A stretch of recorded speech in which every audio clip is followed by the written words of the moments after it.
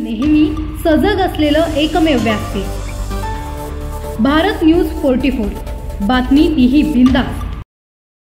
श्री साई सेवा मंडळ ओवळे तर्फे दरवर्षीप्रमाणे यंदाही 14व्या वर्षी साई भक्तांची ओवळे पनवेल ते शिर्डी पदयात्रा उत्साहात सुरू झाली।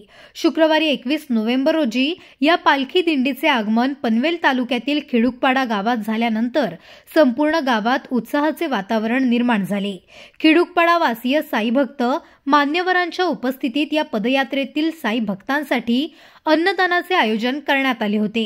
यावेळी साई भक्तांकडून ओम साई राम, साईनाथ महाराज की जयच्या जयघोषाने परिसर दुमदुमून गेला।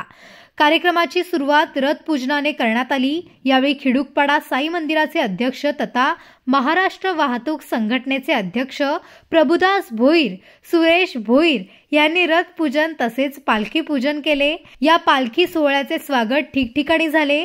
खिडुकपाडा येथील साई मंदिराची स्थापना सन 2010 साली झाली।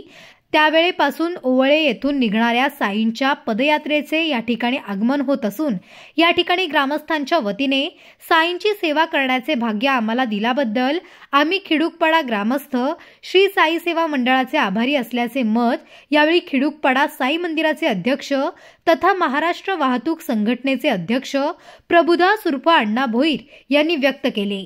यावेळी पालखी निघताना अनेक साई भक्त बंधू भगिनींनी पदयात्रेत सामील होऊन प्रेमळ निरोप दिला। यावेळी ओम साईरामच्या घोषणांनी संपूर्ण वातावरण भक्तिमय झाले होते।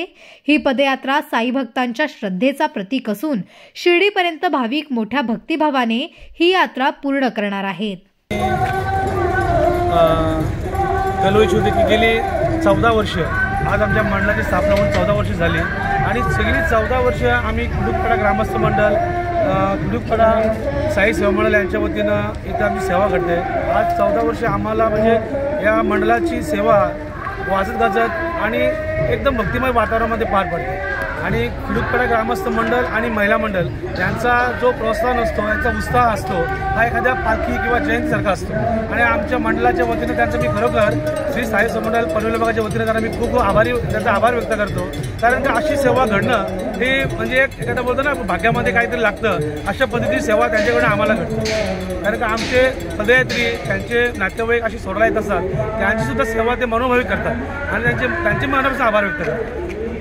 खरं सांगायचं म्हणजे मी ओवळेवाले जसे आमचा आभार मानतात तसं मी त्यांचाही आभार मानेन। कारण का आम्ही एवढ्या वर्षापासून मंदिर बांधल्यापासून त्याही जी शोभा आमच्या मंदिराला आणले ती खरं त्यांची म्हणजे भावनिक आहे आणि आमच्या पूर्ण गावामध्ये जो एक उत्सव असतो त्यांची पालखी येणं म्हणजे आमच्या गावाचा तो उत्सव असते मोठा आणि त्याच्यापेक्षा मोठी गोष्ट कुठली नाही, देवाचं नाव घेऊन जो माणूस पुढे जातो त्याचाच कल्याण होतो कधी।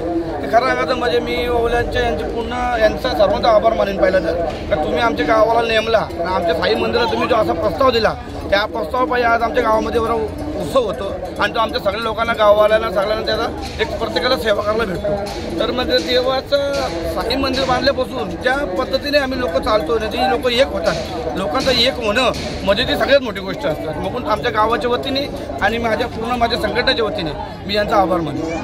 भारत न्यूज 44 साठी भूषण साळुंखे, पनवेल। अशाच नवनवीन अपडेटसाठी बघत रहा भारत न्यूज 44, सत्याचा प्रकाश, बातम्यांचा विश्वास।